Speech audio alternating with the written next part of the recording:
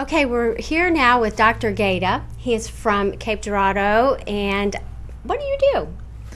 I am a gastroenterologist, which is a gastrointestinal doctor or a stomach colon doctor, and we have come down here one day a week to Missouri Southern Hospital to take care of intestinal problems.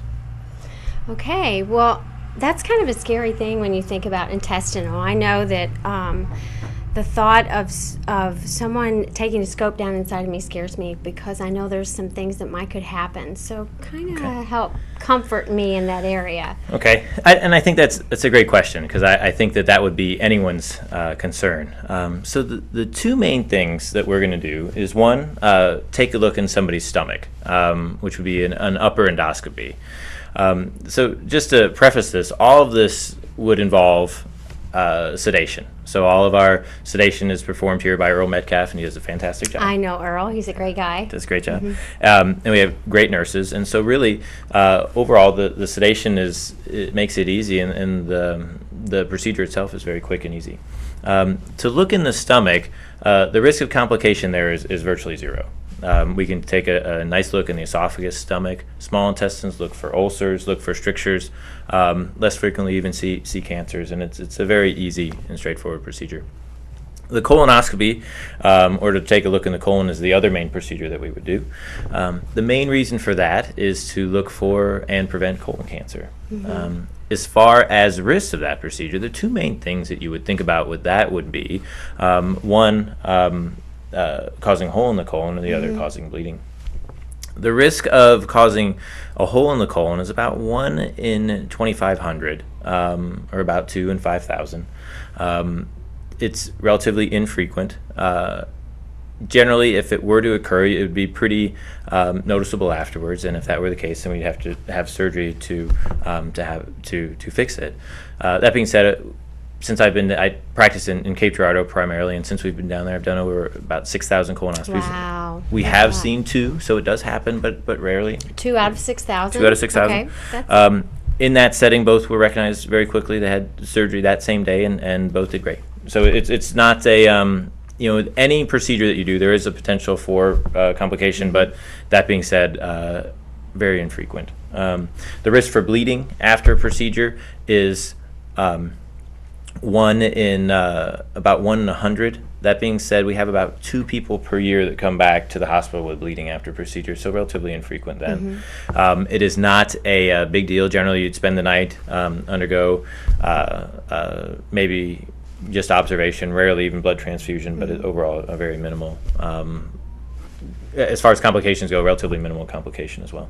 So. Well, I know I like the idea of having it here in Dexter at the Missouri Southern Hospital because you don't have to travel and then travel back home or have, and then if there is complications, then we're right here at the hospital.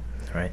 And since we've been down at Missouri Southern Healthcare, the procedures have worked out great. On average, we'll do about 8 to 10 procedures a day, 8 to 10 patients in clinic. So for me to drive down from Cape and spend 45 minutes here and back to otherwise save 10 to 20 people to drive, it works out excellent. We have excellent sedation. The nurses are fantastic. I would say that the procedures are identical in both facilities as far as what we're doing, and I think we've had very good experiences with everybody doing them. Well, and I've heard that here at the healthcare center that you actually get treated a little special after. Yeah, I was actually very impressed. After the procedure, when you wake up, you get a full meal in terms of either a late breakfast or an early lunch, and it actually looks pretty good. There have been a couple times where I've considered taking somebody's oranges, and so don't do that. No, I didn't. But no, very nice experience all around. Okay, I had a colonoscopy. How do you say that word? Colonoscopy. Right, I've had that one time, and tell me the importance of that's something that I need to follow through, and how often would I need to do that? I am over the hill, okay? And so how often do you need to get that done?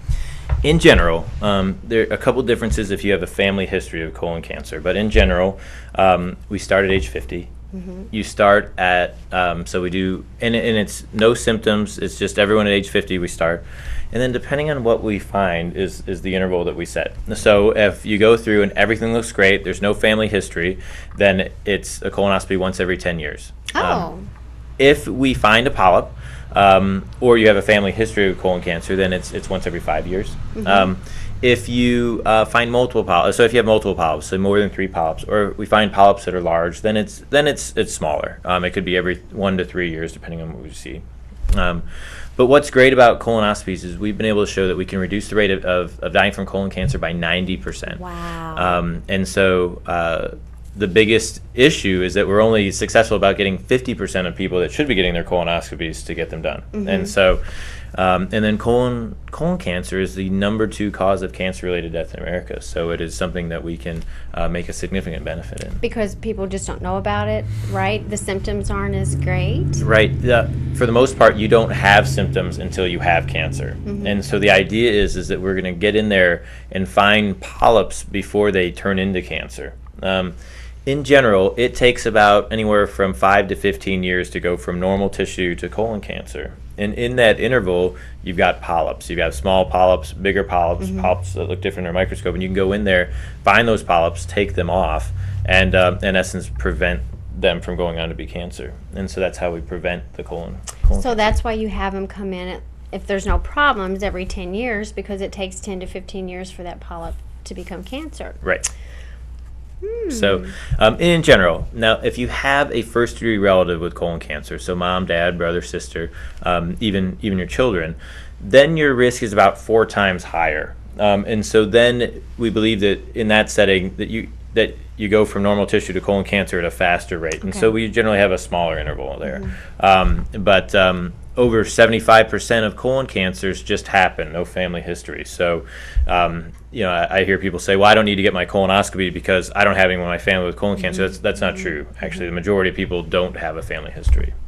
So we really need to get it done. Right. And it's anyone who's done it will tell you that the worst part about the whole thing is just drinking the bowel preparation the day before. The procedure itself is easy. You go to sleep, you wake up, and that's generally that.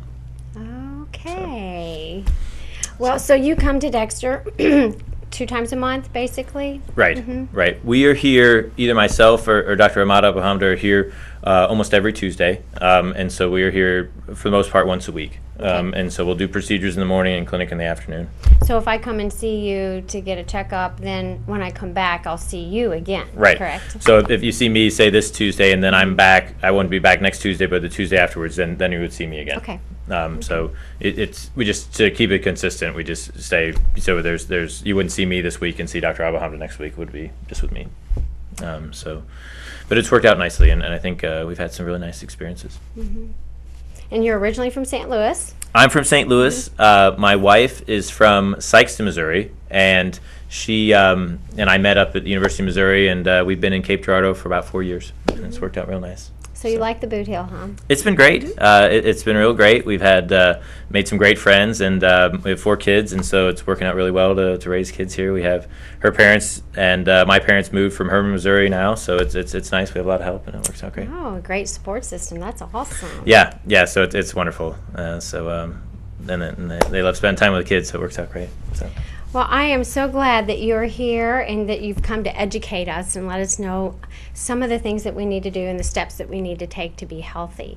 And I'm proud of our local healthcare facility that they're bringing in doctors like you that are able to take care of us, and that it'll be local, which even makes it better. So, excellent. Thank you. Well, thanks for having me.